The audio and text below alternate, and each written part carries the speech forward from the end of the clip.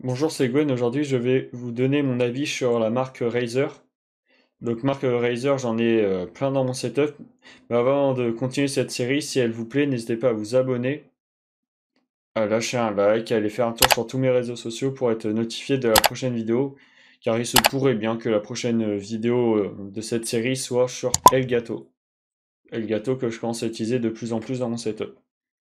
Donc alors déjà, je vais vous présenter les articles que je possède. J'en ai pour le nombre de 4, donc j'ai ce qu'il faut pour pouvoir donner mon avis sur cette marque. Donc on va commencer par la souris. Donc c'est la Razer Naga Trinity que j'ai depuis pratiquement un an déjà. Donc très bonne souris qui fonctionne plutôt pas mal. Donc elle a 16 000 dpi. Donc sa particularité c'est de pouvoir changer les interfaces. Vous avez trois interfaces. Alors en point faible, et ça, peut-être que c'est moi qui ai un problème, mais c'est que des fois, quand vous allez jouer, bah, tu sais pas pourquoi, mais tes raccourcis vont avoir changé ou ne plus fonctionner. Mais ça, je pense que c'est avec le logiciel Razer Synapse qui déconne un peu, mais sinon, très bonne souris que je trouve que j'ai pas payé excessivement cher, je trouve, pour ce qu'elle propose. 16 000 dpi, comme je vous ai dit, trois interfaces. Je l'ai eu pour 80 € en réduction. Donc très bonne souris que je peux vous conseiller. C'est fait partie des articles Razer que je pourrais vous conseiller éventuellement. Après, on va passer au clavier. Donc, combo clavier-souris. Donc là, on est sur le clavier Razer Ornata Chroma. Je ne connais pas les noms par cœur, bien évidemment. Je m'en excuse. Donc, c'est le Razer Ornata Chroma. Donc, clavier aussi que je dois avoir depuis pratiquement un an. Qui fonctionne très bien. Donc, c'est un clavier Membra Mecha. Je crois que c'est comme ça qu'ils appellent ça. Donc, il fait pas beaucoup de bruit. Je vais vous faire écouter si vous voulez. J'espère que vous entendez. Voilà le bruit qu'il fait, donc c'est pas trop gênant en soi. Il est RGB, donc connecté aussi au logiciel Razer Synapse pour les Jean-Michel LED, vous inquiétez pas, il y a de quoi s'amuser. Donc clavier que j'ai eu pour 90 €, c'est un budget, mais c'est ça chez Razer, qui fonctionne très bien. Honnêtement, il n'y a aucun pensant, j'ai vu aucun point négatif, la qualité des matériaux. Je pense par exemple au repose-poignet, c'est du simili-cuir, mais franchement de qualité. Et surtout, par rapport à tous les claviers que j'ai eus, les touches ne s'effacent pas. Et ça fait pratiquement un an que je l'ai. Les touches ne s'effacent pas. Parce qu'avant, j'ai eu un The G-Lab. Bah, les touches, au bout d'un certain temps, elles s'effaçaient. Et autant vous dire que c'est très chiant.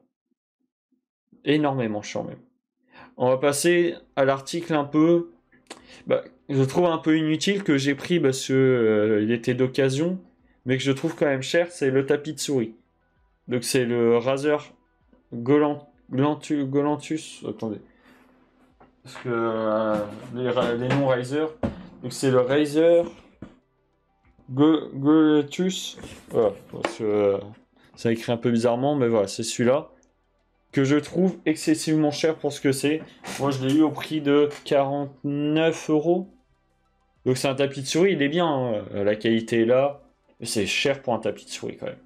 Parce que c'est juste parce que les RGB qu'il est connecté à Razer Synapse et que tout se correspond, mais je trouve ça quand même un peu cher.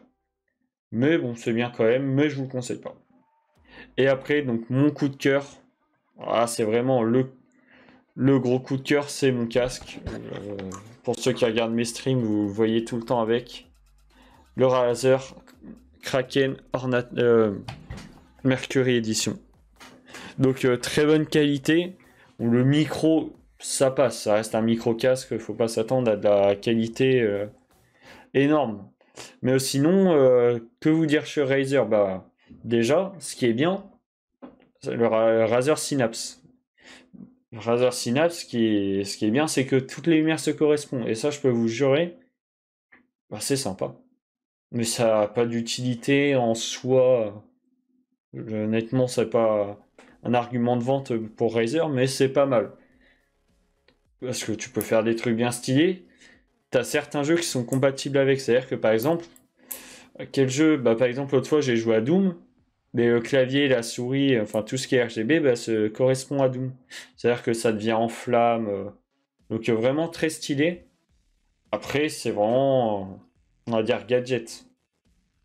Après, que vous dire aussi, bah, excessivement cher pour ce que c'est. Puis Razer, bah, l'histoire, c'est qu'à l'époque, Razer, t'achetais Razer, c'était bien. Maintenant, la concurrence est vachement énorme. C'est-à-dire que t'as Logitech qui sont pas mal, Corsair aussi sont pas mal. Et donc, du coup, c'est plus comme avant où Razer c'était révolutionnaire. Mais ça reste quand même plutôt correct. Parce qu'avant, tu prends les premières souris de Razer, elles étaient bien pour un truc, c'est que c'était révolutionnaire. C'est-à-dire que c'était la souris gaming. Tous ceux qui n'avaient pas cette souris, bah, ils étaient un peu, on va dire, c'était un peu des modés, tu vois. Boule. Excusez-moi pour la notification. Ceux qui ont dû connaître la souris avec les boules, là, c'était complètement immaniable. Mais quand Razer ils sont arrivés, ça a été révolutionnaire. Mais le problème de Razer, c'est qu'au fil des années, tout ce qu'ils faisaient, ça se répétait. C'est-à-dire qu'ils ont toujours fait des V2, ils ont toujours fait des remasters, ils ont jamais plus rien inventé à partir d'une certaine année. Alors pour ceux qui vraiment seraient intéressés par la marque, je vous mettrai une vidéo en description, c'est Discover ID, j'ai plutôt pas mal bien aimé la manière dont ils présentaient la marque, toute l'histoire. Donc je vous incite à aller la voir, elle est fait aussi avec Microsoft. Donc je vous mettrai ça en description pour ceux qui veulent vraiment s'intéresser à l'histoire de la marque. Mais c'est pas ce qu'on va faire dans cette vidéo.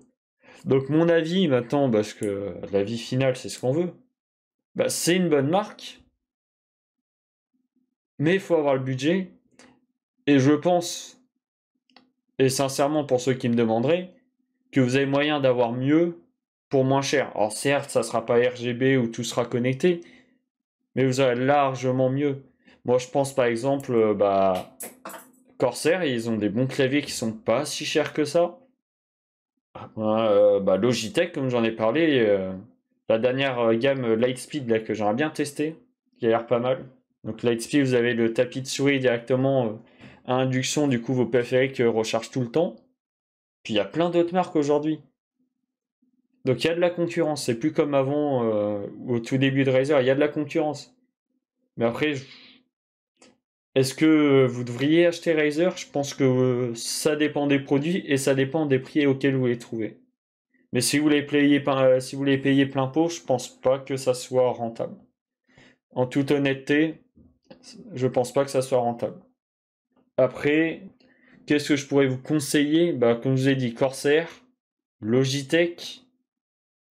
Après, je vois pas d'autres. Bah, après, tout ce qui est The G Lab et tout ça, ça c'est Trust Gaming, ça pue la merde, hein, ce qu'on se le dise.